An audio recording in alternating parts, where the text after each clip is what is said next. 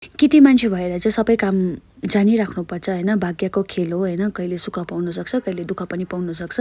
So hello everyone, नमस्ते, welcome to my mini blog. So आजको blog start भइसक्यो होइन। धेरैजनाले मलाई कमेन्टहरू गर्नुभएको थियो, त्यसको रिप्लाई दिनु सकेको छुइनँ होइन, किन अहिले चाहिँ म एकदमै बिजी नै छु, त्यही भएर रिप्लाई दिनु पाएको छुइनँ होइन। कतिजनाले राम्रो पनि कमेन्ट गर्नुभएको छ, कतिजनाले ब्याड कमेन्ट पनि गर्नुभएको छ, त्यसको रिप्लाई चाहिँ म बादमा दिनेछु, तर अहिले चाहिँ होइन होइन।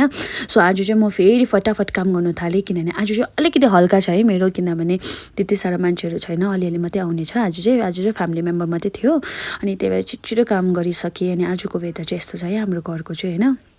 त्यहाँबाट चाहिँ मेरो बाबाले चाहिँ एकदम गीत गाउँदै झाडु लाउँदै थिएछ। मेरो बाबाले चाहिँ वरिपरि नै झाडु लाउनुहुन्छ डेली होइन। अनि त्यहाँबाट चाहिँ मेरो काकाले चाहिँ ब्रेकफास्ट बनाइदिइसकेछ। अनि हाम्रो युजली चाहिँ हाम्रो घरमा चाहिँ अब काका र बाबाहरूले नै बनाउनुहुन्छ ब्रेकफास्ट, अनि ज्यादाजस्तो चाहिँ काकाले नै बनाउनुहुन्छ ब्रेकफास्ट। अनि त्यहाँबाट चाहिँ मैले सबै काम सकेर चाहिँ लन्चको लागि रेडी गरेँ होइन। आज चाहिँ म लन्च बनाउँदैछु, अनि लन्चमा चाहिँ मलाई चाहिँ मेरो साथीले पनि हेल्प गरिहाल्छ नि होइन, मेरो साथीले नै बनाएको खास गरी हेर्दै, तर अब त्यसलाई पनि हेल्प त गर्नै पर्यो।